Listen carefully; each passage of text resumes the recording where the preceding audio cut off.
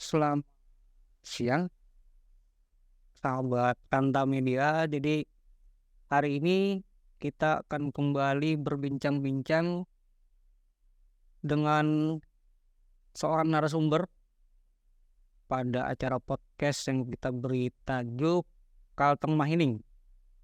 Jadi ini merupakan podcast yang berikutnya untuk acara Kalteng Mahining. Jadi di acara Kalteng Mahining ini kita akan mencoba mengulas berbagai hal, berbagai tema yang tentunya dalam dalam masyarakat itu masih faktual, masih hangat-hangatnya. Nah, pada hari ini kita mencoba menghadirkan lagi seorang narasumber yang tentunya juga saat ini masih masih hangat-hangatnya juga di masyarakat nih, masih bukan hangat-hangat lagi, bahkan mungkin masih panas-panasnya nih, sama dengan kejadian yang baru saja terjadi beberapa waktu yang lalu. Hari ini kita menghadirkan Ketua Badan Pengawas Pemilu Kota Palangkaraya, Bu Endrawati. Jadi mudah-mudahan kehadiran beliau pada hari ini bisa memberikan pencerahan, bisa memberikan penjelasan juga kepada masyarakat, kepada pemirsa semua tentang mungkin beberapa pertanyaan yang selama ini belum ada jawaban atau mungkin ada jawaban tapi belum terlalu jelas, Bu.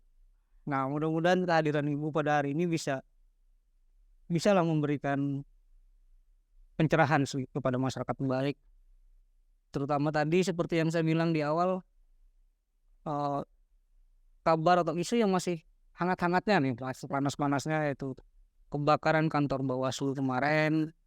Kemudian sekarang juga kebetulan kita sudah memasuki tahapan-tahapan pemilu, udah tahapan pendaftaran caleg sudah berjalan, dan sekarang udah masuk masa pencermatan ya. Sebentar lagi mungkin pengumuman DCS, daftar caleg sementara. Nah, baik, untuk pertanyaan awal ini kita mulai saja dari yang paling dekat dulu lah, Bu, ya. Kejadian kebakaran kantor Bawaslu sekitar sepekan yang lalu. Nah, ini mungkin bisa cerita sedikit dulu lah tentang kejadian itu seperti apa sih sebetulnya, kronologisnya seperti apa yang diketahui oleh teman-teman Bawaslu, dan juga mungkin informasi dari aparat terkait. Gimana, Bu, untuk kebakaran? Oke, baik, terima kasih Mas Guning. Sebelumnya saya ucapkan bismillahirrahmanirrahim. Assalamualaikum warahmatullahi wabarakatuh. Terima kasih saya ucapkan kepada rekan-rekan atau media Kanta yang mengundang saya dalam podcast hari ini ya. Hari ini Kamis tanggal 27, tepat pada satu minggu, satu pekan kejadian kebakaran yang menimpa kantor Bawaslu Kota Palangkaraya. Tentunya peristiwa kebakaran ini memang sangat cukup menggemparkan, bukan hanya di Kota Palangkaraya tetapi juga menjadi isu nasional. Kenapa? Karena di tengah tahapan yang sangat krusial, kami sebagai penyelenggara pemilu tentunya sangat sibuk dengan tahapan untuk melakukan pengawasan tahapan pemilu yang kurang lebih 7 bulan lagi akan dilaksanakan, dan kita sudah menuju hari H. 7 bulan dari sekarang, seperti kita ketahui bahwa pemilu untuk memilih presiden, wakil presiden, DPD, DPR RI, provinsi dan kabupaten kota itu tanggal 14 Februari. Tidak lama lagi kan, hitungannya bukan tahun lagi tetapi bulan. Nah, jadi dan saat ini tahapannya juga tahapan setelah perbaikan ya, verifikasi perbaikan untuk bakal calon anggota legislatif. Itu sudah kemarin selesai, dan sekarang kita masih menunggu tahapan berikutnya. Tahapan ini ya, kalau KPU kemarin kita mendapatkan informasi bahwa tahapannya ini terkait dengan DPTB ya, DPTB. Yaitu data pemilih tambahan untuk data untuk pemilih yang pindah memilih begitu kan. Nah, kita kembali kepada peristiwa kebakaran, tentunya saya sebagai pimpinan lembaga yang saat ini eh, menakodai Bawaslu Kota Palangkaraya hampir 5 tahun ya. Masa jabatan kami berakhir juga di bulan depan nanti. Mudah-mudahan saya masih diberi kesempatan ya untuk terus mengabdi menjadi penyelenggara pemilu Bawaslu, dan saat ini juga masih tahap seleksi juga kan, mudah-mudahan ya. Nah, kemudian peristiwa kebakaran itu tentunya sangat apa ya? Saya anggap itu antara mimpi dan bukan gitu kan. Antara ini mimpi apa kenyataan sih gitu kan. Bahwa kantor yang selama ini membersamai kami selama hampir 5 tahun itu dalam waktu singkat itu habis gitu kan. Kejadiannya itu kan sangat singkat ketika saya mendapat informasi dalam bentuk video ya.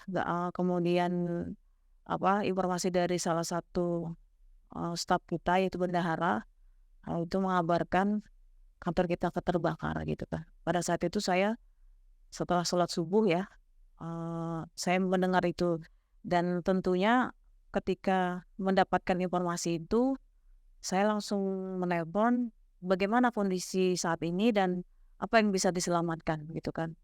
Karena ketika bertelepon itu kan video call ya. Posisinya api itu sedang besar-besarnya gitu kan. Jadi saya tanya apa yang bisa diselamatkan dan apakah ada korban jiwa. Tidak ada. Jadi udah berapa lama saya datang ke lokasi kan, ya sudah rata ya, maksudnya udah ruangan saya pun sudah tidak ada bentuknya gitu kan. Ruangan saya itu paling depan gitu kan, paling depan sebelah kanan setelah ruang PPID itu ada di ruang saya itu sudah tidak ada satupun yang bisa saya selamatkan gitu. Maksudnya sudah tidak ada barang yang bisa kita selamatkan karena tidak bersisa gitu kan. Cuman arangnya aja, maksudnya ya bekas bakarannya itu kan. Terus saya tanya kenapa, saya pikir pada saat itu mungkin korsleting atau apa, karena memang sering gitu kan di ruangan saya sering terjadi korsleting, sering jeglek mati-mati gitu. Tetapi setelah itu kan biasanya kita panggil instalatir gitu kan. Saya berpikirnya asal mula kejadian itu dari ruangan saya, karena yang paling sering di ruangan saya jeglek, di ruangan saya. Saya berpikirnya, kemudian saya ke belakang, ke samping, oh ternyata apinya dari belakang gitu kan, dari belakang, ruang belakang. Menurut informasi dari petugas keamanan kita yang jaga malam itu kan apinya dari belakang, dan sebelum kejadian itu ada mati lampu, maksudnya mati listrik, jeglek gitu kan. Nah, mati lampu, kemudian dihidupkan lagi, nggak sebelang lama datang Bapak Bendahara kan waktu itu.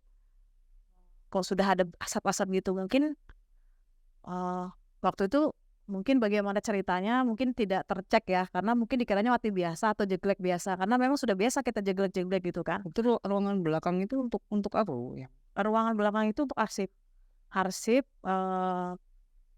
menyimpan alat-alat kantor, dokumen-dokumen keuangan, SPJ gitu kan, hasil-hasil dokumen pokoknya berkas-berkas penting lah ya di kantor kita itu ada di bagian belakang, dan itu terkunci, dan kuncinya itu kan hanya beberapa orang saja yang memegang.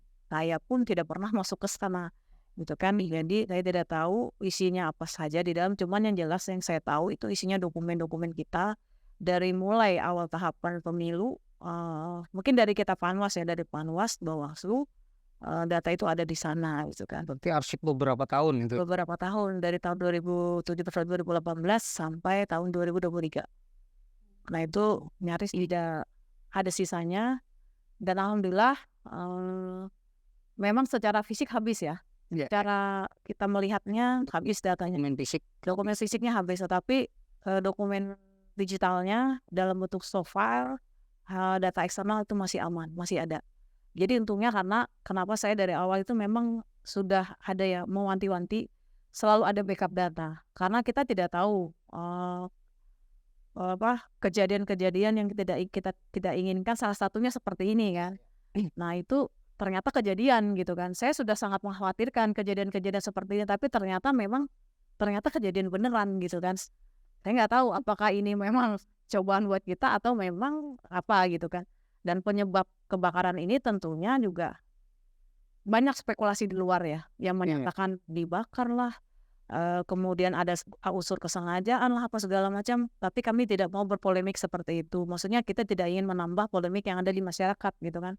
Intinya kami selama ini setelah adanya kejadian peristiwa itu, kami menyerahkan seluruhnya proses penyelidikan dan penyidikan itu kepada pihak berwajib. Nah, sampai saat ini informasi dari pihak kepolisian yang sudah melakukan penyelidikan, kemarin juga sudah ada dari laboratorium forensik kalau nggak salah, itu informasi yang disampaikan ke Bawaslu seperti apa, Bu? Kalau Dugaan sementara misalnya penyebab kebakarannya. Nah, kalau dengan kemarin pihak forensik ya dari Mabes ya, dari Polda Jatim Ya. dan Polda, itu kita belum bisa mendapatkan informasi apapun. Jadi kita sifatnya menunggu karena ada beberapa sampel yang diambil di dalam olah TKP di kantor Bawaslu Kota yang kebakaran itu. Ada beberapa sampel yang dibawa oleh pihak Polda Jatim, Inafis ya juga. Beberapa sampel yang terjadi di lokasi awal, diduga ada api awal apinya, kemudian di ruang-ruangan mungkin ruang-ruangan lain, kita kan bukan punya keahlian itu ya, kita tidak punya keahlian di bidang itu, jadi kita serahkan kepada pihak yang memang punya keahlian untuk itu, kita tunggu kerja mereka gitu kan hasilnya seperti apa. Kami sangat menunggu dan kami berharap ini tidak ada unsur kelalaian atau unsur kesengajaan ya, ataupun apa. Jadi intinya kami berharap bahwa mungkin ya, harapannya itu kita korsleting listrik gitu kan. Nah, musibah gitu yang memang bukan dari kehendak kami. Kan siapa sih yang menginginkan musibah di akhir masa jabatan kita, di akhir di tahapan-tahapan yang sangat krusial gitu kan, terjadi peristiwa tersebut. Sampai dengan saat ini dari pihak Bawaslu sendiri yang diperiksa sebagai saksi atau dipanggil sebagai saksi kejadian itu udah berapa orang? Nah, Siapa aja? sampai saat ini ya, kemarin setelah kejadian itu saya dengan itikat baik ya, sebelum kita dipanggil, saya datang gitu kan, menyampaikan laporan kejadian kebakaran kepada Polresta.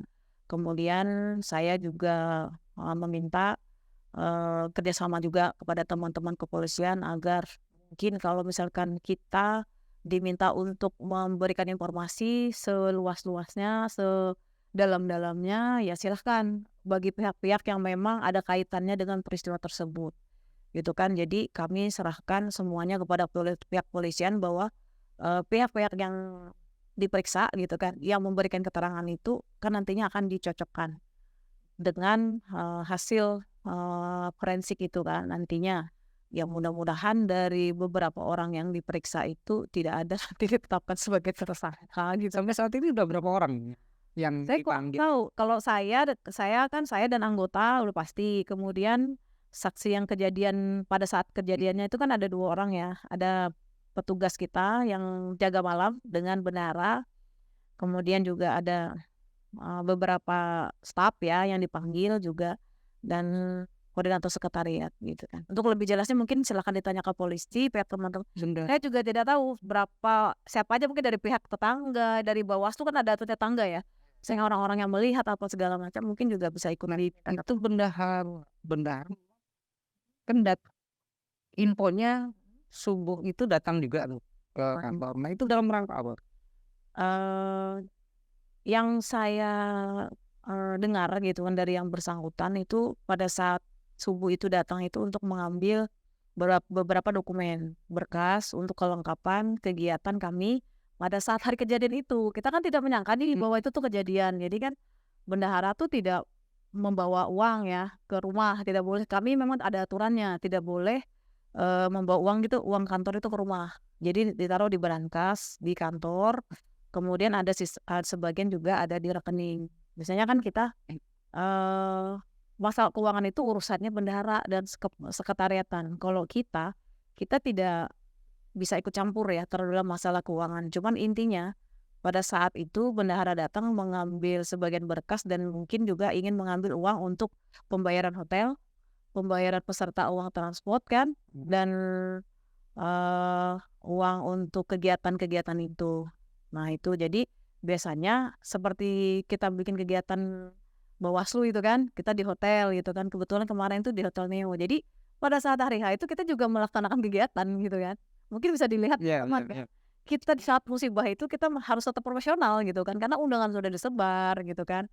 Kemudian narasumber juga sudah kita undang. Pada saat kejadian itu kita kena musibah, kan nggak mungkin juga kita batalkan. Kan hotel udah kita pesan juga, kan pihak hotel juga kan sudah pesan catering segala macam kan. Jadi kan untuk bentuk profesionalisme kita ya tetap kita jalankan, tetapi kita sampaikan bahwa untuk administrasi pembayarannya agak tertunda gitu kan, karena itu tadi yang uang yang harusnya untuk kita bayar tertunda untuk dibayarkan. Mungkin ya alhamdulillah masih ada lah sisa di rekening kita itu untuk membayar itu. Padahal Berarti kita uang yang disimpan di brankas itu habis terbakar juga?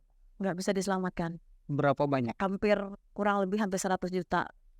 Tepatnya itu sekitar 91 juta. Kalau udah dihitung-hitung kemarin ya, saya minta rinciannya itu sekitar 91 juta. Itu ada uang Bawaslu, uang kegiatan, uang Panwascam juga kan. Kita kan menyalurkan uang kepada Panwascam kita kan di kegiatan-kegiatan tahapan pemilu ini. Nah itu untungnya pada saat kebakaran juga tidak semua alat kantor itu yang terbakar. Selamatnya karena ada sebagian yang dibawa pulang ke rumah untuk bekerja gitu kan. Data-data keuangan segala macam tuh alhamdulillah aman semua.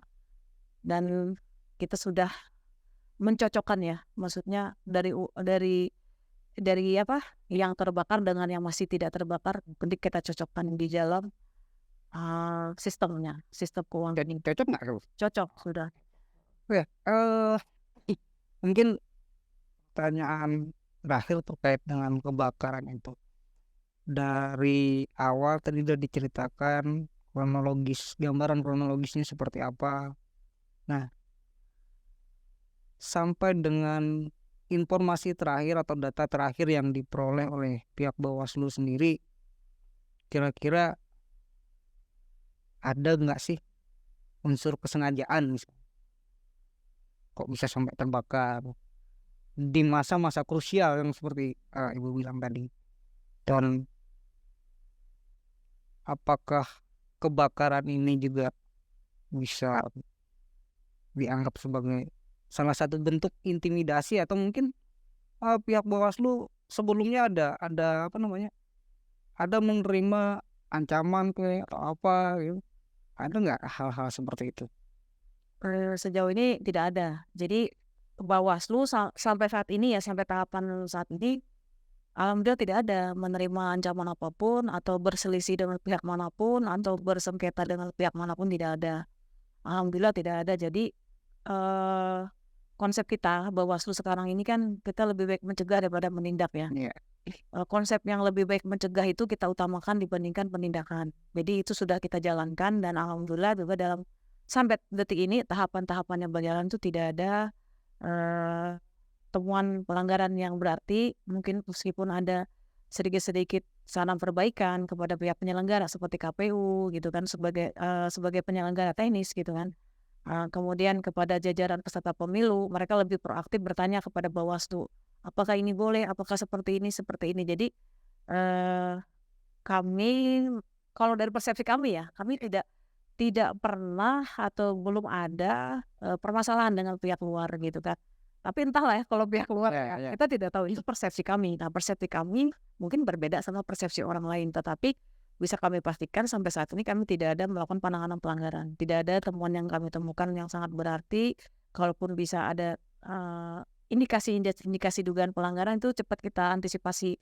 Supaya apa? Karena lebih baik kita mencegah daripada mengobati begitu. Karena pengalaman pemilu sebelumnya, pengalaman pilkada sebelumnya itu sangat membuat kita lebih dewasa dalam menjalin komunikasi dan dalam berpolitik ya, di tengah-tengah hiruk pikuknya isu-isu yang mungkin lah macam-macam lah di luar sana. Kami tidak pernah menanggapi isu-isu yang tidak jelas ya. Yang jelas Kami bekerja sesuai dengan regulasi yang ada. Karena kami Bawaslu hadir ini sebagai pelaksana undang-undang, pelaksana regulasi. Tuh, jadi apapun aturannya yang berlaku saat ini itu yang kami laksanakan. Saat ini kan artinya kantor Bawaslu Kota ini udah nggak bisa dipergunakan lagi. Sementara ini berkantor di mana, Bu?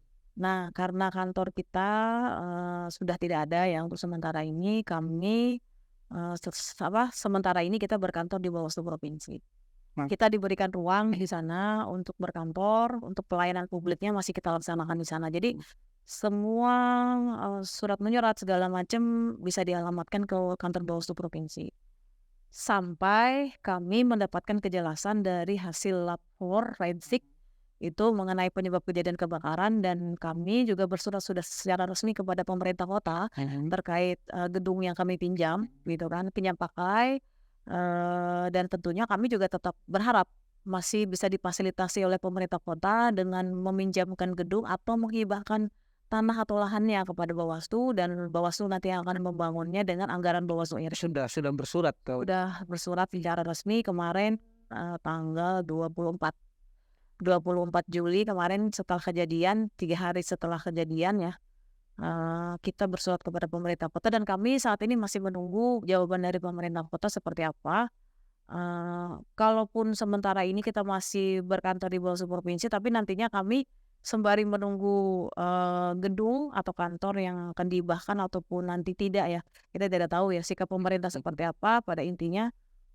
Tetapi kami nanti akan berupaya untuk meminta anggaran sewa dulu sementara, sewa untuk kantor sementara untuk Bawaslu Kota Palangkaraya. Tapi kami masih menunggu. Ada target nggak, Bu, kapan kira-kira akan berkantor sendiri lagi, entah nyewa atau dapat? Kalau target kami bulan ini ya atau bulan depan mudah-mudahan kita sudah bisa berkantor sendiri, entah itu pinjam gedung dari pemerintah kota ataupun pemerintah provinsi ya. Kami berupaya ataupun kita bisa sewa. Kami masih menunggu jawaban dari pemerintah kota terhadap surat yang kita sampaikan. Kami juga melampirkan hasil laporan kami kepada pihak polisian atas kejadian kebakaran. Jadi kami masih menunggu. Nah, laporan dan jawaban dari pemerintah kota itu adalah yang akan kita jadikan acuan untuk menganggarkan sewa kantor. Kan kita tidak mungkin setelahnya utang dengan Bawaslu Provinsi. Ya kurang enak juga kita kan lalu lalang juga di kantor, di tempat kita ibaratnya ibu kita lah ya, pimpinan kita di Bawaslu Provinsi juga kan mungkin juga bisa terganggu juga dengan kehadiran kita. Kita juga mungkin juga bisa gak enak gitu kan, merepotkan terlalu lama karena kejadian ini juga bukan kehendak kami gitu kan, kehendak kita, karena apa yang terjadi ini kami yakini adalah nasib akan takdir yang harus kita hadapi. Inilah nasibnya yang harus kita hadapi. Bahwa saya dibawa ujung-ujung. Jadi ya apa boleh dikata, apa boleh buat gitu kan. Untung tak dapat diraih, malang tak dapat ditolak maksudnya kan ya. Tapi kami tetap semangat.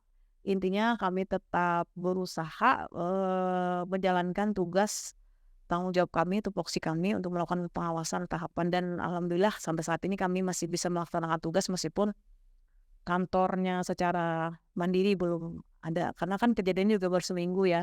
Ya mudah-mudahan nggak nyampe 1 bulan ini kita bisa mendapatkan jawaban, dan mudah-mudahan kita bisa berkantor sendiri lagi dan kita balik lagi dari angka 0. Kembali ke 0 ini. Balik ke zero. Itu tadi mungkin gambaran terkait dengan kejadian musibah.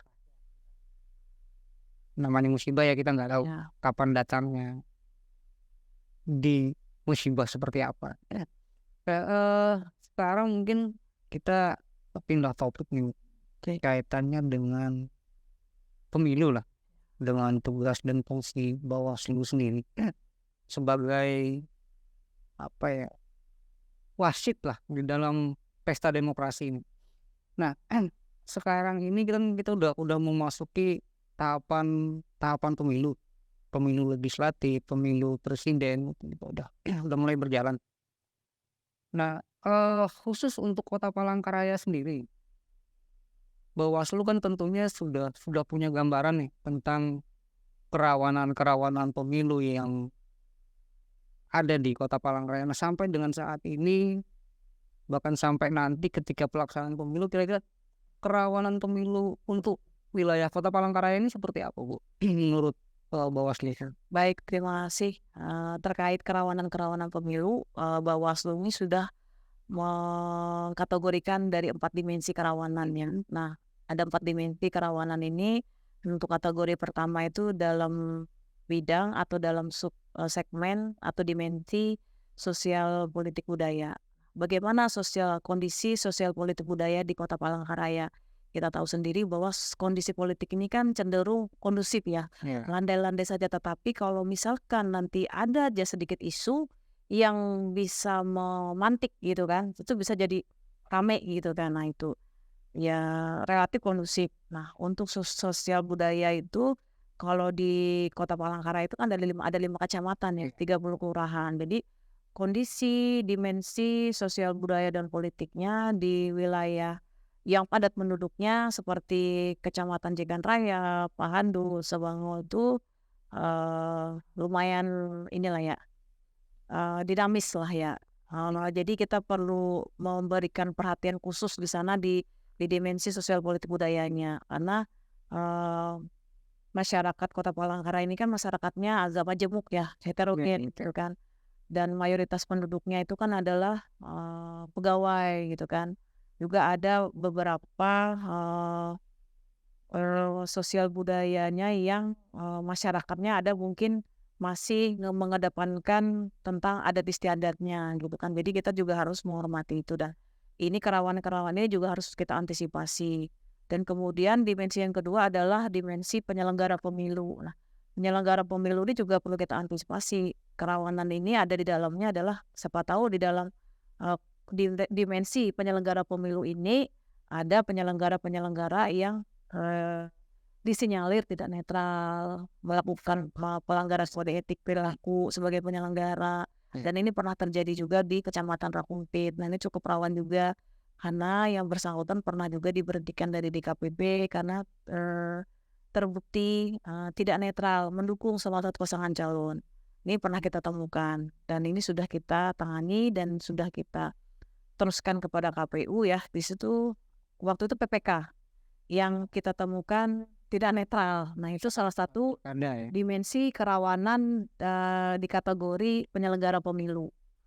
Nah penyelenggara pemilu ini kan kalau di Kota Palangkaraya ini kan ada ini ya KPU-nya. Anggota KPU-nya juga perlu juga kita lihat, kita cermati. Siapa tuh kan di tingkat penyelenggara tuh juga ada kerawanan-kerawanan tersendiri dari KPU-nya, dari PPK-nya, dari PPS-nya sampai nanti KPPS-nya. Itu juga bagian dari kerawanan-kerawanan yang perlu kita antisipasi. Barangkali nanti di dimensi penyelenggara ini ada itu tadi pihak-pihak yang tidak netral, pihak-pihak yang memang mempunyai kepentingan-kepentingan terselubung. Nah itu juga perlu kita antisipasi sebagai salah satu indeks kerawanan pemilu IKP. Nah dimensi yang ketiga adalah kontestasinya. Kontestasinya tuh sekarang ini kan kontestannya kan peserta pemilunya kan baru ditetapkan 18 parpol.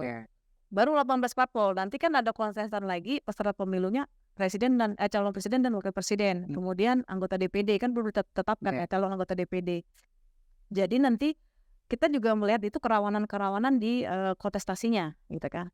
Kontestasi. Kemudian kerawanan yang keempat itu partisipasi. Nah, partisipasi ini terkait dengan pemilih. Pemilu itu kan nggak mungkin nggak ada pemilihnya. Iya betul. Kalau ada penyelenggaranya doang, pesertanya siapa yang milih gitu kan. Ini juga jadi kerawanan-kerawanan tersendiri yang harus kita antisipasi. Nah, dimensi kerawanan di partisipasi ini yang kita harus kita cermati, harus kita benar-benar awasi adalah mobilisasi massa ya. Mobilisasi massa pemilih di tempat-tempat yang kita anggap rawan. Kan ada kejadian di tahun 2018 pada saat pilkada itu ada mobilisasi massa menyalahgunakan hak pilih orang lain, mengatasnamakan dirinya orang lain untuk menggunakan hak pilihnya. Nah itu juga perlu kita jadikan indeks kerawanan pemilu dari tingkat partisipasi pemilihnya. Mobilisasi massa, kemudian pemilihnya mungkin tidak mau datang ke TPS, itu juga termasuk rawan juga nih. Pemilunya kok partisipasinya sedikit gitu kan. Kalau dulu pemilu tuh kalau pemilu presiden itu kan lebih cenderung lebih 80% ya. Ya, Nah, kalau pilkada ini di bawah 80% partisipasinya. Jadi jangan sampai nanti justru malah turun ya. justru malah turun tingkat partisipasi publiknya. Nah, ini juga bagian dari indeks kerawanan yang Bawaslu tetapkan di 4 kategori tadi. Nah, itu jadi di Kota Palangkaraya ini ada 4 kategori ini ya perlu kita antisipasi ke depannya supaya apa? Supaya tidak terjadi gelombang-gelombang pelanggaran-pelanggaran yang berulang gitu kan. Nah, kami mengharapkan tidak ada kejadian-kejadian khusus, tidak ada temuan-temuan yang sangat berarti, apalagi temuan-temuan tindak pidana. Dan itu sangat melelahkan, sangat melelahkan dan cukup repot juga bagi kami. Karena yang diawasi bukan hanya itu saja, yang kami kelola juga bukan hanya penanganan pelanggaran, kami juga harus mengawasi pada saat hari H itu kita harus mengawasi pemungutan suara, penghitungan suara, rekapitulasi, gitu kan dari tingkat TPS, kemudian tingkat kelurahan, kecamatan, bahkan tingkat kabupaten kota. Nah itu ada 4 kategori tadi. Dari 4 dimensi kerawanan pemilu itu tadi yang udah dipaparkan Prof. Ratu, itu kira-kira kemungkinan yang paling menonjol di Palangkaraya itu dimensi yang mana? Yang paling menonjol itu ya dimensi mobilisasi massa dan penyelenggara pemilunya. Itu yang sangat menonjol. Jadi kita mengkhawatirkan penyelenggara pemilu ini bisa terkontaminasi dengan kepentingan-kepentingan. Jangan sampai lah ya.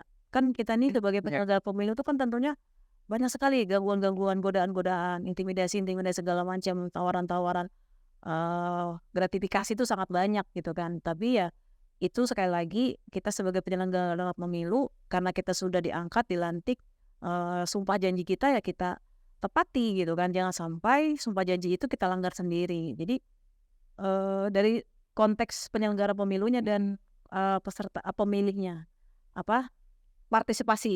partisipasi masyarakat ini juga perlu kita sangat kita fokuskan di situ.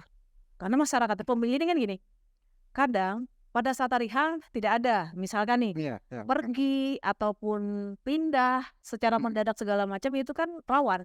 Kemudian ada yang kita kan tidak nih jumlah penduduk nih bertambah DP itu udah ditetapkan, nggak bisa lagi bertambah. Yang bisa itu berkurang karena penduduknya ada yang meninggal. Mungkin setiap hari kan ada aja yang meninggal kan, misalkan kurun waktu 7 bulan ini nggak mungkin kan nggak ada yang meninggal. Nah itu juga perlu kita antisipasi karena itu tadi jangan sampai orang sudah meninggal itu suaranya disalahgunakan gitu kan. Itu yang juga sangat kita antisipasi karena di Pilkada 2018 itu yang sudah kita lalui itu pemilihnya itu yang disalahgunakan itu adalah rata-rata orang sudah pindah dan meninggal dunia. Itu sangat rawan di Kota Palangkaraya. Perlu kita antisipasi. Kalau untuk politik uang sendiri gimana, Bu? Politik uang itu kan dari setiap pemilu dan pilkada selalu saja isunya tuh selalu ada terus ya, berkembang, ada terus, selalu berulang. Tantangan problem yang selalu berulang politik uang itu. Tapi sekali lagi kita dituntut untuk membuktikan. Pengawas ini kan dituntut membuktikan. Kadang-kadang masyarakat memberikan informasi kepada kami tindak lanjuti, kita telusuri apakah memenuhi unsur atau tidak, karena kita juga tidak bisa menaikkan atau menindaklanjuti sesuatu yang tidak ada fakta dan buktinya gitu kan. Nanti apa kata orang, misalkan nih contoh Mas Joni nih, misalkan udah dituduh sudah memberikan serangan pajar misalkan contoh ya, sudah dikasih gini, tapi kan kalau tidak ada bukti video, foto gitu kan, dan orang yang mengaku dikasih atau yang memberi kan juga tidak bisa. Masa kita, kemarin aku udah ngasih ke Mas Joni nih, ada 1M nih misalkan nih ya, ini misalkan contoh nih, kan kalau tidak bisa dibuktikan kan cuma hanya sekedar isu dan cerita saja kan. Kalau berbicara tentang bukti itu tadi, misalnya nih, masyarakat nih sering nih mengatakan, ada politik uang, ada manipulasi atau istilah kerennya lagi manipulasi atau apa. Nah itu bukti seperti apa sih? Tadi mungkin sempat disinggung ada video dan segala macam. Tapi kalau secara misalnya ada masyarakat yang ingin melaporkan itu, bukti-bukti apa saja sih yang mereka perlu siapkan dan cara mereka untuk menyampaikan melaporkan ke Bawaslu itu seperti apa? Ya. Baik, jadi masyarakat itu sebetulnya sekarang, di era digital ini lebih mudah ya untuk melapor ke Bawaslu, karena kita udah ada portal dari Bawaslu RI udah di-launching Sigap Lapor. Di sana itu sudah jelas misalnya siapa pelapornya, kita bikin akun dulu, pelapornya, nanti di sana dikasih petunjuk-petunjuk apa yang harus diupload, apa yang harus diisi gitu kan, itu jelas. Nah, kalau misalkan tidak mau melalui portal itu juga bisa langsung datang ke Bawaslu Kota atau ke pengawas terdekat dengan, menyertakan misalkan contoh nih saya nih melaporkan adanya dugaan pelanggaran, dugaan dulu ya. Iya. Misalnya saya tentunya saya harus membawa identitas diri ya, identitas diri kayak KTP gitu kan, kemudian saya membawa bukti-buktinya, oh ini ada fotonya nih, saya melihat Mas Joni mendapat uang, contoh nih. Kemudian di mana, kapan kejadiannya gitu kan, kejadiannya kurang lebih sekitar tidak lebih dari 7 hari sejak kita ketahui. Misalnya Iya. kejadiannya tanggal 20, kita baru kita udah tahu nih tanggal 20 tuh ada bagi-bagi uang, kita lapor tanggal 30, nah itu udah kadaluarsa. Tidak boleh. Jadi, Ada batasan, ada batas waktu ya? batas waktu untuk melaporkan kejadian sejak kita ketahui. Misalkan kalau kita nggak misalnya kejadian udah 20 hari lalu tapi kita baru tahu, ya nggak apa-apa. Bukan dihitung dari sejak kejadiannya, tapi sejak kita ketahui dan ditemukan. Misalkan kejadiannya tuh udah seminggu yang lalu, tapi kita baru tahu. Sejak kita ketahui itu boleh kita laporkan dalam kurun waktu 7 hari. Sejak kita ketahui 7 hari berjalan, Mas. Kalau lebih dari 7 hari itu tidak bisa. Dengan disertai kronologis kejadiannya, foto-fotonya, bukti-buktinya dilampirkan pada saat melapor. Misalkan terlapornya siapa, kita sebutkan. Kan kita tidak punya identitas yang kita laporkan, Iya. paling hanya nama atau alamatnya kira-kira dia tinggalnya di Bangas Permai contoh nih. Iya. Ya itu kita laporkan dan pada saat datang ke Bawaslu atau kepada pengawas pemilu atau di Sigap Lapor itu bisa dibuka, nanti silakan dicek ada Sigap Lapor. Untuk pelapor ya. Sigap Lapor, jadi tidak perlu datang. Silahkan aja lapor di situ. Situ ada petunjuknya. Nah, kalau selama ini Bu, bagaimana penilaian Bawaslu sendiri terhadap peran aktif masyarakat dalam mengawasi semua tahapan dan proses pemilu? Apakah masyarakat misalnya seperti di Palangkaraya, apakah cukup proaktif atau lebih cenderung cuek-cuek saja, atau ya masa bodoh lah istilahnya, mau pelanggaran kan mau apa terserah aja, masa bodoh aja kita. Saat ini sudah cukup aktif ya. Meskipun aktifnya tidak melapor secara resmi, tetapi menginformasikan kepada Bawaslu, udah cukup proaktif gitu kan. Tapi untuk memberikan laporan resmi tidak pernah. Tetapi mereka memberikan informasi secara lisan, by WA, by telepon, misalkan begitu. Sudah cukup proaktif. Kebanyakan memang dari peserta pemilu sendiri itu, dapat dari para peserta pemilu. Karena kan sesama peserta ini kan peserta saling mengawasi kan. Iya kan?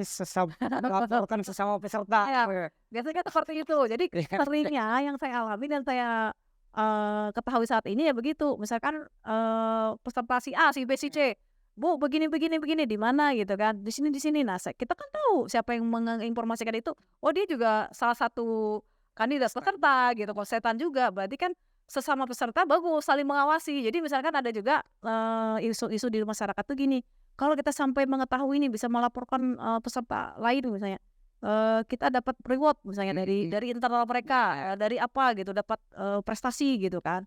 Bisa seperti itu. Jadi kadang-kadang itu banyak dari peserta sendiri yang melapor ke kita, menginformasikan, Bu ada ini, Bu ada ini. Ya kita langsung respon gitu kan, kita telusuri gitu kan. Kita juga tidak langsung menelan mentah-mentah informasi yang disampaikan, tetapi kita cross check lagi, oh apakah benar.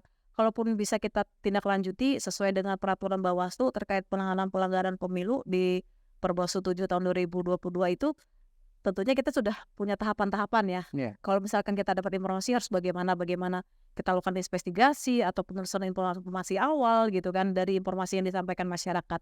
Dan kami bersyukur masyarakat Palangkaraya cukup aware ya, cukup peduli gitu kan terhadap tahapan pemilu. Misalkan, Bu boleh nggak sekarang kok banyak ini baliho segala macam ini, bagaimana sikap Bawaslu seperti apa gitu kan, juga banyak masyarakat bertanya gitu kan. Ya kita berikan penjelasan ya sesuai dengan kewenangan kita, kewenangan Bawaslu saat ini seperti apa gitu kan, karena kami juga tidak mau bekerja melampaui wewenang yang ada. Tidak boleh, karena apapun yang kita kerjakan, apapun yang kita laksanakan itu harus sesuai dengan kewenangan kita.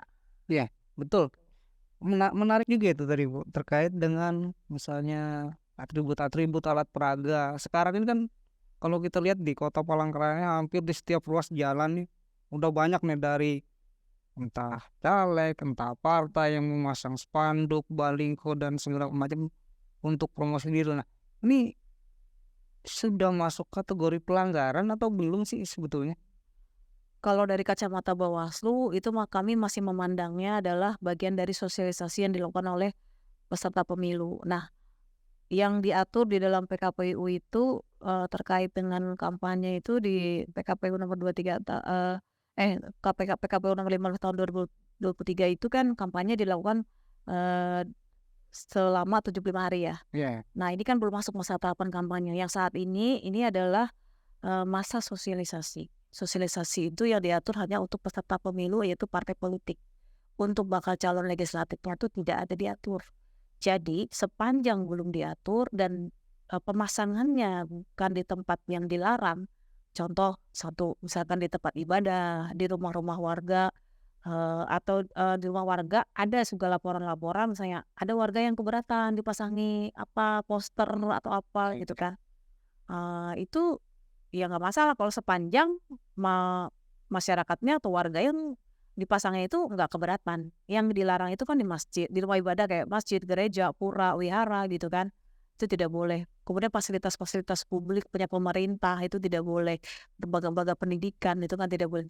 Sepanjang itu hanya bersifat sosialisasi, tidak ajakan, tidak untuk mencoblos, tidak ini, kami Bawaslu memandang itu bagian dari sosialisasi. Dan kami juga menyadari bahwa waktu kampanye itu sangat terbatas dan mungkin teman-teman bakal calon legislatif juga menyadari waktu 2,5 bulan itu tidak cukup untuk Iya. mereka mensosialisasikan diri dan kami memandangnya itu adalah bagian dari ekspresi teman-teman bakal calon legislatif ya dari tingkat RI sampai kabupaten kota itu untuk memperkenalkan diri kepada masyarakat. Ya kami memandangnya boleh-boleh saja, silakan-silakan saja. Sepanjang pemasangannya tidak di tempat yang dilarang. Kami persilakan. Yang penting tidak ada apa coblos ke saya atau gini. Nah, tidak ada ajakan, tidak ada unsur citra diri. Kan citra diri ada di dalam PKPU kampanye. Iya, iya. Nah, jadi sepanjang tidak ada unsur citra diri, kami memandangnya itu bagian dari sosialisasi.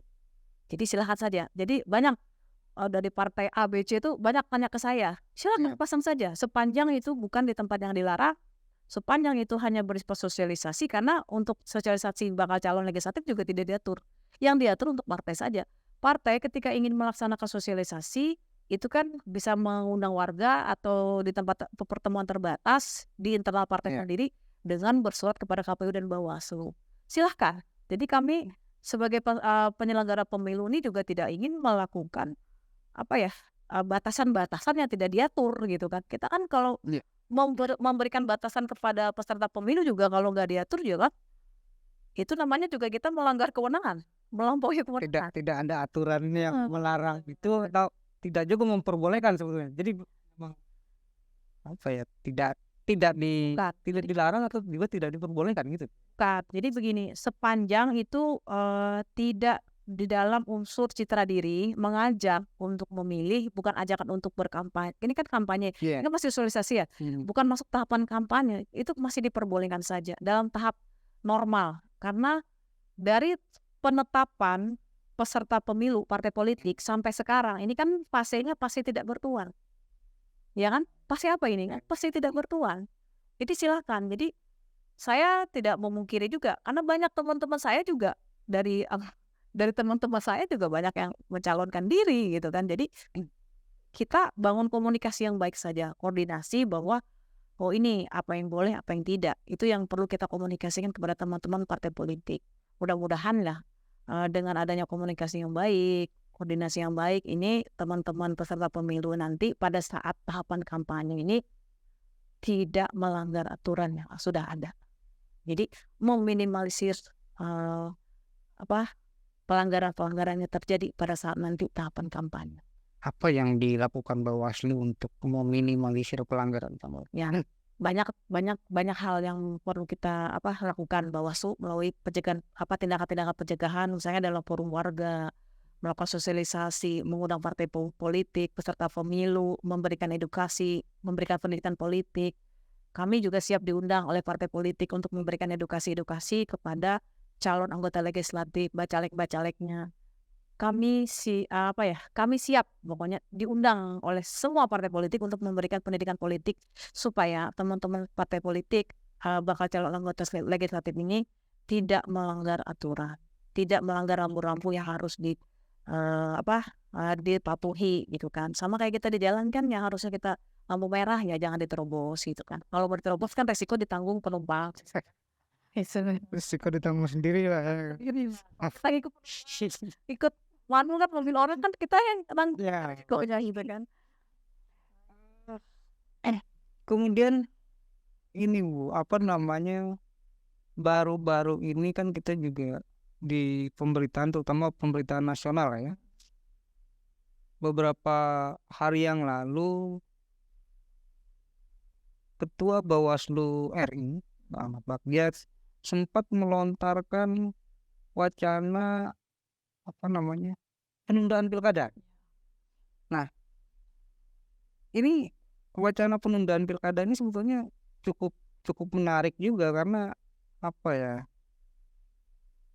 tahun 2024 ini kan sudah dikatakan sebagai tahun pemilu serentak. Jadi ada pemilu presiden, ada pemilu legislatif, dan ada pemilu kepala daerah. Nah, kalau misalnya pemilu kepala daerah ini kemudian ditunda, apakah masa penundaannya ini kira-kira sebetulnya menurut versinya Bawaslu RI itu penundaan yang seperti apa sih yang dimaksud oleh Pak Ketua Bawaslu ini? Baik, terima kasih. Kalau terkait isu penundaan pilkada ya, pemilu pilkada. Kalau kita melihat tahapan itu kan pilkada itu kan ditetapkan pemerintah penyelenggara pemilu ya, ditetapkan KPU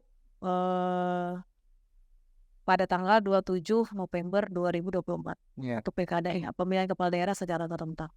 Nah, ketika ada isu penundaan itu dari Ketua Bawaslu RI, kalau saya lihat ya itu bukan statement secara kelembagaan, itu statement pribadi beliau pada saat rapat tertutup di KSP ya. Di situ jadi itu hanya pendapat pribadi beliau yang beliau curhat. Beliau mengkhawatirkan, dari curhatan beliau itu mengkhawatirkan kalau pilkada ini tidak ditunda, mungkin maksud beliau itu penundaannya tidak tidak berlama-lama, mungkin maksudnya memberikan spare waktu karena pelantikan presiden dan pelantikan anggota dewan ya, pelantikan legislatif dari tingkat pusat sampai kan Oktober ya. Jadi masa bakti mereka kan Oktober habis. Bayangkan setelah Oktober itu kan November. Nah, mungkin itu kekhawatiran beliau terkait dengan pengamanan. Tapi sebetulnya itu bukan statement secara kelembagaan, statement pribadi, dan itu ya wajar kalau itu bocor mungkin ya. Tapi secara resmi, secara kelembagaan tidak ada penyampaian penundaan penundaan pilkada, tidak ada. Jadi kami sebagai penyelenggara pemilu tentunya harus tunduk dan patuh terhadap regulasi yang sudah ada, ketetapan dari pemerintah, dari KPU yang disepakati kemarin kan di tanggal 27 November itu pilkada serentak. Kalaupun pada saatnya nanti berproses ada isu penundaan itu makin menguat, ya kita sebagai penyelenggara pemilu, sebagai pelaksana undang-undang ya tugas kita harus tunduk gitu kan, patuh terhadap instruksi yang dari pusat. Kita ini kan hierarki sifatnya, lembaga hierarki dari pusat sampai ke daerah. Apa yang disuarakan pimpinan ya kita ikut secara kelembagaan. Tapi kalau kita berbicara tentang regulasinya, apakah memang ada regulasi yang memungkinkan untuk penundaan pilkada, misalnya pergeseran waktu dari November entah digeser ke bulan apa, ke Desember atau apa? Ada nggak regulasi yang memungkinkan untuk itu bisa terjadi atau bisa dilakukan? Mungkin saja, seperti contoh yang kemarin kita dilanda COVID ya. Itu kan ada penundaan tahapan kan. Nah, ini kan ditunda tuh tahapannya saja. Misalnya ditunda beberapa bulan gitu kan. Kemarin kan kita di tahun 2020 ya kena COVID ya, kena COVID. Nah, itu kan dikeluarkan perpu kan, peraturan pemerintah pengganti undang-undang oleh presiden. Bisa, regulasinya itu bisa.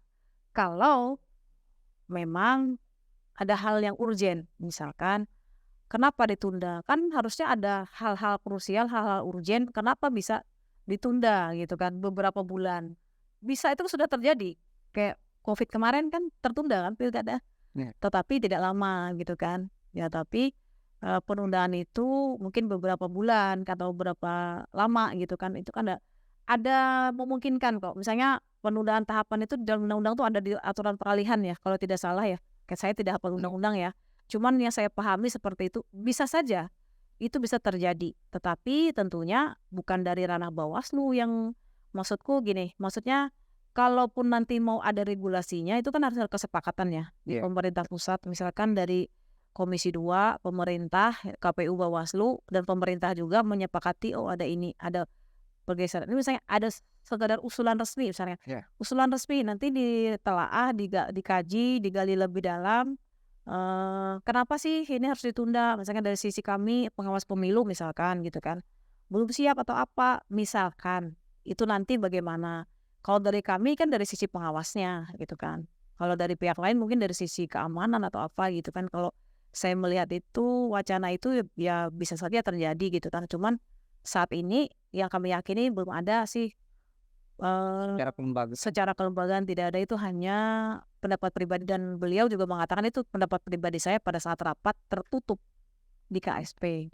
Sikap resmi belum disampaikan kepada pemerintah atau apa usulan untuk menunda pilkada itu. Ya namanya juga berita-berita begitu, isu-isu kan cepat ya ditangkap Ya. gitu kan. Ya wajar lah ya gitu kan. Menimbulkan pro dan kontra di tengah masyarakat bahwa ini sudah pilkada berjalan, sebentar lagi udah mulai pemilu, sebentar lagi disambung pilkada.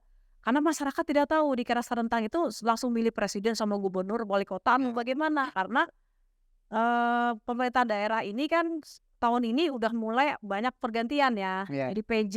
Nah jadi dalam waktu 1 tahun menuju pemilu atau pilkada ini kan rentannya cukup lama gitu kan. Jadi masyarakat juga bertanya-tanya nanti siapa yang menjadi PJ, siapa yang menjadi pemimpin sementara daerah kita gitu kan. Ini kan juga perlu disikapi dengan serius. Jadi masyarakat nanti tidak bingung. Kadang-kadang saya juga ditanya, Bu, ini gubernur atau wali kota ini kapan Bu habisnya? Ini nanti gimana Bu? Habisnya kapan loh?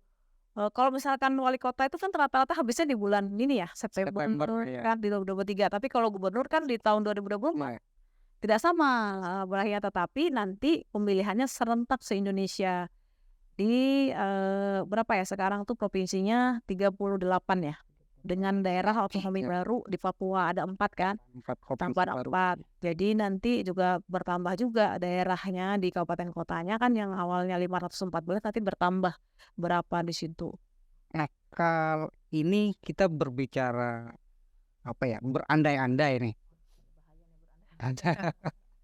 Ya berandai-andai. Seandainya nanti ternyata memang entah pemerintah, KPU atau Bawaslu, DPR juga menyepakati isu apa usulan penundaan pilkada, kita berbicara pilkada ya. Terus sebetulnya kalau kita mau berbicara untung rugi, siapa sih yang paling diuntungkan dan siapa yang dirugikan? Nah, kalau itu saya tidak bisa mencampuri itu terlalu jauh ya karena kewenangan kita sesuai dengan amanat undang-undang itu yang melakukan dan melaksanakan undang-undang dan aturan saja. Kalau mengandai-andai itu kayaknya ya saya takut juga berandai-andai gitu kan. Diuntungkan siapa itu mungkin pengamat politik saja mungkin yang bisa menjawab itu. Kalau kami dari sisi penyelenggara, kami melaksanakan perintah instruksi sesuai dengan regulasi yang ada. Jadi kita tidak boleh juga menangani pelanggaran, menangani apa sesuai dengan tupoksi kami menangani pelanggaran itu. Kita mengandai-andaikan ini kalau seandainya bagaimana nggak bisa. Jadi kita tupoksi kita itu. Jadi perlu saya tegaskan tugas kita tidak bisa berandai-andai bisa apa aja. Jadi kami juga harus tegak lurus. Jadi apapun yang diperintahkan secara hierarki kelembagaan itu kita laksanakan. Tidak ada tawar-menawar. Dari situ misalnya, oh Bawaslu kota ini kok tidak sesuai instruksi. Nah, kita yang Oh, ini berarti kan melenceng atau menyelewengkan, perintah gitu kan, instruksi yang harusnya, kok sendiri aja yang ditunda misalnya pengen menunda ya, berbahaya buat kami, berbahaya sebagai penyelenggara. Jadi saya tuh sangat diwanti-wanti oleh seorang teman kepada saya ketika saya ingin terjun menjadi penyelenggara pemilu, satu aja pesannya, "Jangan melampaui kewenangan." Nah, itu yang saya catat dan saya ingat sampai sekarang. Jadi memang pada saat kita mau bertindak tuh, apa sih kewenanganku nih, sejauh mana sih kekuasaan kita nih yang bisa kita lakukan. Kalau kita melampaui itu berbahaya, ya kan? Sangat berbahaya. Jadi kita harus intinya tahu batasan dan tahu diri, terhadap apa tugas kita, tupoksi kita. Nah, itu yang harus kita benar-benar, pedomani dalam bekerja sebagai penyelenggara pemilu. Karena kami ini baik buruk selalu disorot. Ibaratnya kita dapat, prestasi ya biasa aja lah kayak gitu kan, B aja lah, emang sudah tugasnya gitu kan. Tapi kalau ketika melakukan kesalahan sedikit, itu disorotnya luar biasa gitu kan ya.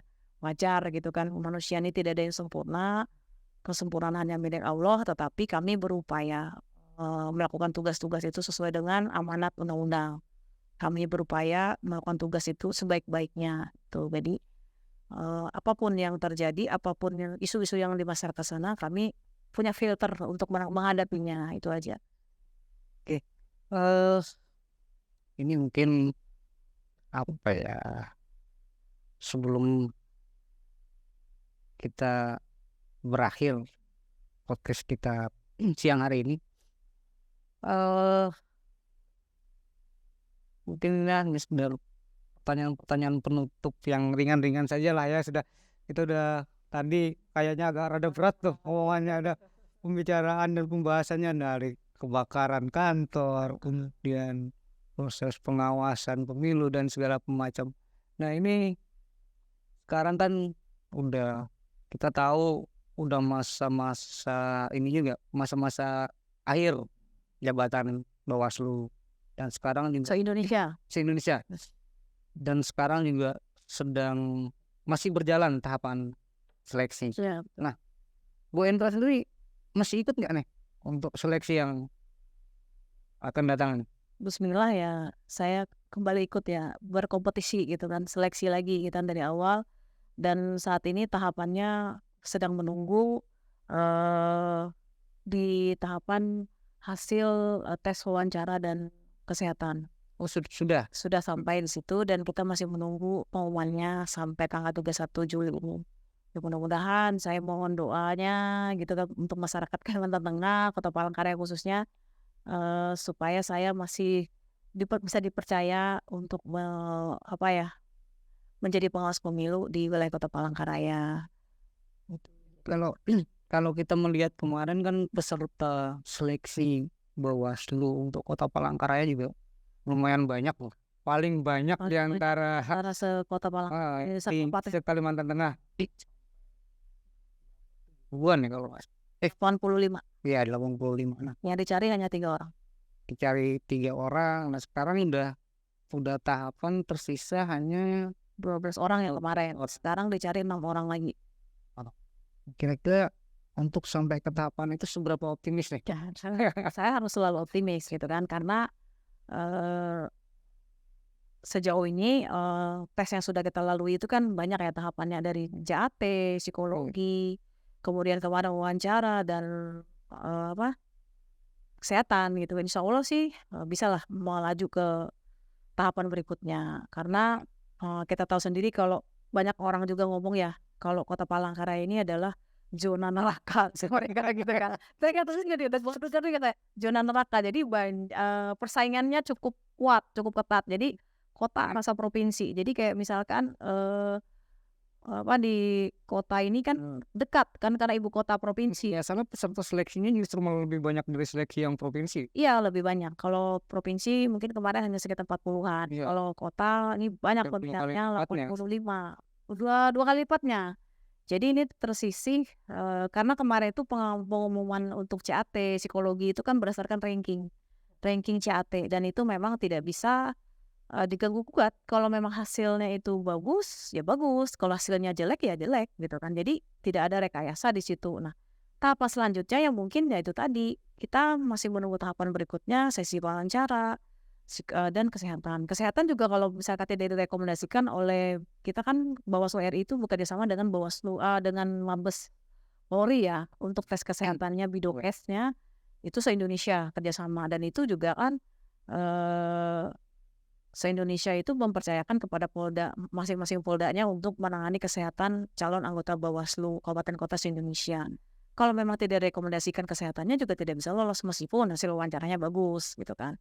Sama ketika hasil CAT-nya bagus tapi psikologinya, kecerdasannya, mentalitasnya tidak bisa lolos juga tidak bisa. Jadi artinya sebagai penyelenggara pemilu ini bukan hanya pintar secara akademik juga harus cerdas gitu kan. Secara mentalitas kita juga dites kejiwaan kita. Jiwa kita dites nih. Kita harus tetap mempertahankan kewarasan kita. Jadi setiap kita ikut tes itu diuji kejiwaan kita. Bagaimana ketika Anda menghadapi masalah, ketika menghadapi tekanan misalkan, ketika menghadapi intimidasi segala macam itu kan juga ada di situ kan bagaimana cara Kayak gila di tengah jalan. Iya, jadi misalkan jangan sampai peristiwa atau apapun yang menimpa Kanan kita itu kanan kiri. dia membuat kita gangguan mental gitu kan. Itu berbahaya. Ini gangguan yang namanya gangguan mental itu harus gila seperti orang-orang yang Tidak terlihat. ya stres Itu. pikiran. Tuh kayak misalkan kemarin saya kan lagi ada musibah nih. Ya, Tanggal 20 hari Kamis tanggal 20 itu kan pada saat saya menghadapi tes seleksi wawancara. Bisa dibayangkan ketika stresnya seperti ketika saya menghadapi musibah dan ketika saat itu juga harus saya ujian gitu kan. Bagaimana cara kita bersikap, bagaimana cara kita membalanskan antara mentalitas kita yang lagi tertekan, ada masalah, dan bagaimana kita diuji secara langsung dari wawancara. Dan alhamdulillah lah ya, karena kita sudah terbiasa dengan masalah-masalah yang kita hadapi selama ini ya, alhamdulillah bisa kita lalui dengan mudah gitu kan. Intinya tetap menjaga kewarasan. Jadi jangan sampai dengan masalah yang banyak datang itu kita jadi gangguan jiwa. ya. Gangguan jiwanya apa? Mental kita terganggu. Jadi kita kebahagiaan kita hilang. Maksudnya apa ya? Namanya orang hidup ini pasti ada senang, ada susah. And down. Enggak kayak pokoknya turun naik lah ya. Enggak mesti harus senang terus, bahagia terus, baik terus. Tapi kita harus siap. Ketika ada masalah, kita harus mencari solusinya. Bukan menyalahkan. Dari menyalahkan masalah yang terjadi. Bukan. Tapi kita kalau sebagai orang yang solutif. Jadi orang tuh bukan jangan jadi orang yang tidak solutif ya. Kalau ada masalah tuh cepat cari solusinya. Bukan cari siapa yang harus disalahkan. Itu kan. Kalau saya seperti saya harus mencari solusi dari apa masalah yang saya hadapi. Saya seperti itu. Karena kita mungkin sudah kenal lama ya. Yes. Ini pemirsa Media Kanta, saya sudah kenal lama nih dengan saudara Jody. Jadi mungkin beliau juga sudah tahu. Saya juga sebelum terjun menjadi penyelenggara, saya juga ya baru 13 tahun lah di media gitu kan. Jadi saya mental kita tuh terbentuk dari lapangan, maksudnya udah menghadapi gempuran, biasa menghadapi berbagai macam tekanan, intimidasi ketika kita melakukan mencari berita, mencari liputan, ya diancam, diintimidasi sudah biasa. Jadi ya sekarang yang dihadapi yang berbeda, tidak jauh beda juga sebetulnya. Itu bagaimana cara kita menyikapinya bagaimana dengan kedewasaan gitu kan, dengan bijaksana gitu kan. Oh ini seperti apa buat. Oke, menarik. Ini sebagai pertanyaan penutup ya. Tadi pertanyaan penutup ini mungkin panjang sekali pertanyaan ternyata. Enggak, pertanyaan penutup ini kita kembali berandai-andai lagi ya. Berandai-andai. Cuma pertanyaan andai-andai ini kan saya pikir tidak orang lain. Tadi kan andai-andai soal pilkada ditunda. Kan ada kaitannya dengan orang lain nih. Ini pertanyaan penutup andai-andai yang terakhir ini lebih kepada Bu Endra sendiri. Ini saat ini ikut seleksi Bawaslu lagi dan sudah sampai tahapan terakhir kemarin udah tes kesehatan dan lain-lain. Mudah-mudahan bisa terus berlanjut. Ini pertanyaan andai-andainya nih, kalau misalnya kita ambil andai-andainya buruk lah, andai-andai jelek ya, tapi mudah-mudahan nggak terjadi lah ya. Andai-andainya kok ternyata nanti nggak lolos, nggak sampai finishnya nggak sampai lolos, terpilih lagi lah istilah. Kira-kira langkah apa yang akan dilakukan gitu? Apakah kembali lagi ke menjadi jurnalis lagi atau apa kira-kira rencana selanjutnya nih? Saya sebetulnya malas menjawab ini ya. Ini kan andai-andai ya, tapi Iya. andai-andai mudah-mudahan tidak terjadi. Nah, Resiko terburuk harus kita hadapi gitu kan, harus kita siap hadapi. karena semua serba mungkin kan. Tidak mungkin di dunia ini kan. Nah, jadi kalau seandainya itu terjadi, kemungkinan buruk itu tentunya saya juga sudah melakukan planning. Saya juga kan sebelumnya sebagai jurnalis juga kan, saya juga sebagai staf pengajar, dosen juga. Karena selama menjadi penyelenggara, saya nonaktif. Jadi saya mungkin kembali aktif menjadi akademisi gitu kan. Kemudian kalau misalnya di waktu senggang saya masih diperlukan tenaga saya di perusahaan, saya kembali lagi ke perusahaan. Ya kembali seperti biasa lah. Jadi tidak menutup kemungkinan kembali ke settingan pabrik lah ya. Kayaknya lah ya, kembali ke laptop. Jadi tetap berkaitan dengan publik juga gitu kan. Iya. Komedia juga kan sebagai kontrol masyarakat juga gitu kan.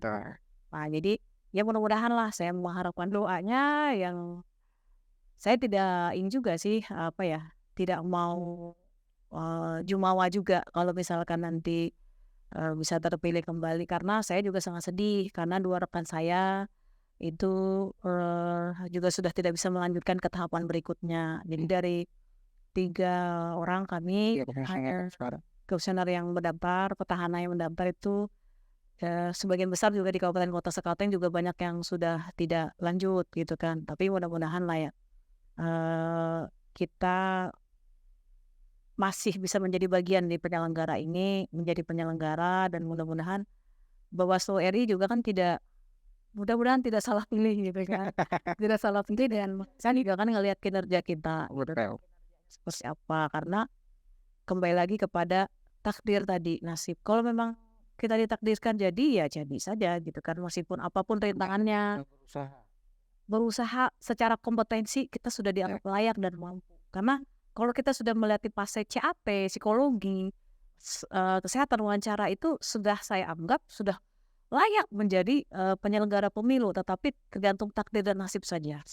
Kalau kita tidak lolos di tahapan pertama itu, saya sangat mungkin malu ya sebetulnya, kalau kok secara kompetensi saya tidak dianggap mampu gitu kan. Seorang petahana. Gitu kan. Jadi saya takut juga waktu itu kan, khawatir nih jangan nanti saya tidak lolos juga, karena tidak ada jaminan. Pimpinan kita juga sudah mengatakan tidak ada jaminan bagi petahana itu pasti lolos, tidak ada jaminan. Jadi kita berupaya tetap meningkatkan kemampuan diri kita, kompetensi kita, karena yang bisa menolong kita itu bukan orang lain tapi diri kita sendiri, dan upaya dan doa. Karena upaya itu tidak mengkhianati hasil. Tidak mengkhianati hasil. Benar sekali. Suksesnya sesuai apa yang kita harapkan, terutama saya harapkan gitu kan. Mudah-mudahan kembali layak dipercaya untuk periode kedua. Saya mohon doanya juga nih. Didoakan dan Oke. Demikian tadi obrolan kita yang cukup panjang lebar. Sebetulnya masih banyak nih yang pengen muncul pertanyaan-pertanyaan di benak saya yang pengen saya lontarkan lagi, tapi sayang sekali karena waktu kita juga sangat terbatas. Mbak Hendra juga mungkin ada kesibukan lain yang sekarang harus memang kayaknya semakin meningkat terus nih, semakin mendekati hari pemilu juga aktivitasnya juga semakin meningkat. Mudah-mudahan selalu sehat saja, amin. ingin bisa melaksanakan tugas. Jadi rekan-rekan Kanta Media, rekan-rekan pemirsa Kalteng Mahining, mudah-mudahan dengan apa yang tadi disampaikan oleh Hendrawati, Ketua Bawaslu Kota Palangkaraya, bisa memberikan pencerahan, bisa memberikan penjelasan kepada kita semua tentang mungkin banyak pertanyaan-pertanyaan yang selama ini belum terjawab atau belum jelas. Ya, walaupun mungkin seperti tadi saya bilang masih banyak sebetulnya pertanyaan-pertanyaan yang Next time lah ya bisa. Insya Allah mudah-mudahan kita atur lagi lah ya waktunya di lain kesempatan kita bisa ngobrol-ngobrol lagi. Jadi sekali lagi kepada Kan Kanta Media dan Kakang Maining. Mudah-mudahan obrolan kami pada hari ini bisa memberikan manfaat kepada kita semua. Saya Joni Prihanto dari kantamedia.com dan Bu Endrawati dari Bawaslu Kota Palangkaraya mengucapkan terima kasih yang sebesar-besarnya. Wassalamualaikum warahmatullahi wabarakatuh. Waalaikumsalam.